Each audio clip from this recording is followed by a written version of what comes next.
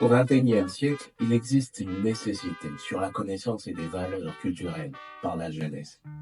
Vous allez vous rendre compte que la dominance des autres pays, la France, les États-Unis, la Chine, la Russie et autres dans le monde du multimédia est tellement forte. Vous allez vous rendre compte que nous arrivons à un point où lorsqu'une nation n'est pas en mesure de maintenir ses valeurs et sa culture, la jeunesse se retrouve dans un cadre où elle a pour admiration les autres rites et pratiques des autres cultures. Un exemple tout bête, c'est que certains d'entre nous ont grandi dans des environnements où par les dessins animés, les mangas et autres animés, on était enclin à beaucoup plus aimer les mythologies ou les histoires grecques, scandinaves, égyptiennes. Et tout cela pour nous dire que nous manquions des points phares pour nous référer à l'identité de notre culture, qui est la culture congolaise. Il est donc important de connaître quelle est l'importance de l'identité culturelle dans le siècle présent. Alors, j'aimerais présenter certains faits sur l'art en RDC. Tout d'abord, il faut comprendre que l'art permet l'inspiration d'une formation imagée de notre culture. Elle nous permet de nous rendre compte que notre environnement peut être baigné de notre propre culture.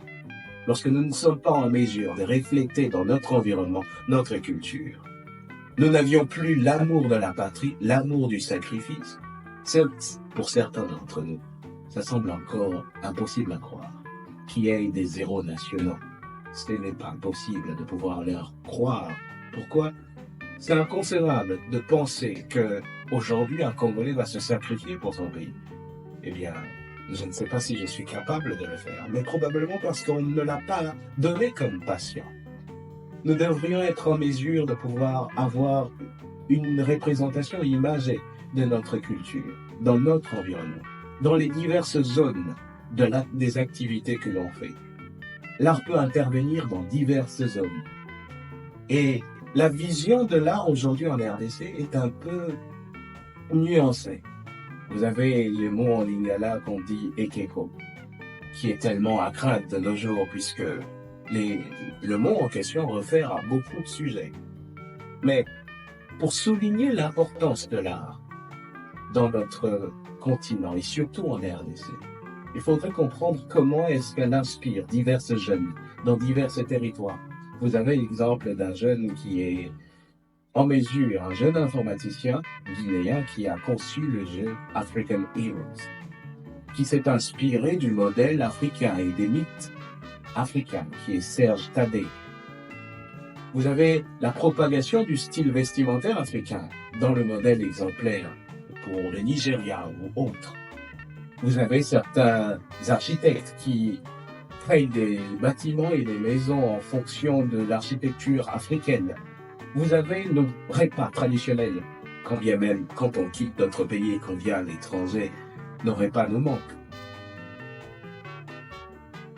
Aujourd'hui, en République démocratique du Congo, les tribus se représentent comme étant des facteurs influençant notre vécu. Premièrement, dans la sphère politique, les tribus influencent, ou peut-être elles freinent l'État sous une forme de querelle, de parcelle de pouvoir. Vous avez le tribalisme.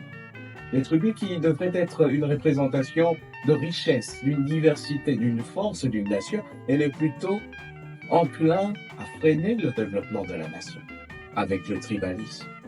Vous avez le tribalisme qui affecte les interactions sociales. Si je suis du Katanga ou que je suis de Kinshasa, du Sud Kivu, du Maniema, il y a de ceux-là qui se présentent en étant de ces tribus, ou plutôt de ces régions ou de ces provinces. Si je suis un Congo, un Moulouba, si je suis tout simplement un Lokele, je dois me présenter avec ma tribu. Mais aujourd'hui, il n'est pas lieu de cela. Vous avez les tribus qui interviennent dans les mariages. Toutefois, quand on quitte notre pays, nous venons dans les pays étrangers, nous épousons des étrangers, souvent, deux fois, je ne sais pas. Mais on ne se réfère pas au fait qu'ils soient de telle tribu, mais juste que l'on trouve la bonne personne. Comme si les étrangers en RDC ne suffisaient pas pour nous diviser, il y a une division au sein de la nation. Comment pensez-vous que le développement peut se faire?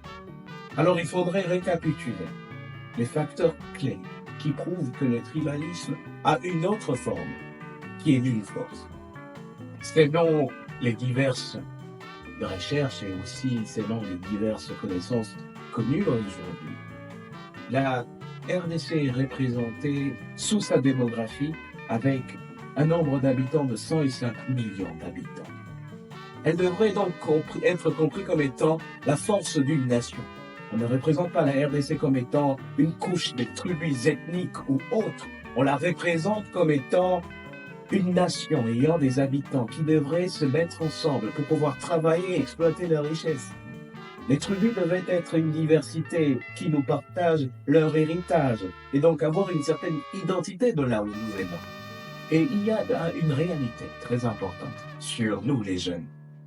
Bien qu'on n'a pas été éduqués sur nos tribus, nous n'avions pas connaissance de certains de nos tribus. Certains en ont, mais d'autres non. Il y a donc deux avantages. D'autres, d'un autre côté, vous avez de ceux qui connaissent leur tribu, et d'un autre, vous avez ceux qui n'en connaissent pas. Eh bien, ceux qui n'en connaissent pas, ils n'ont pas des barrières de pouvoir parler aux autres. Ceux qui en connaissent ont certaines barrières. Mais le mix de tous les deux, c'est de comprendre tout simplement que, avec une tribu, je connais mes racines. Et l'autre, sans la tribu, je peux tout simplement être en mesure de pouvoir interagir avec l'autre. Alors, une question se pose.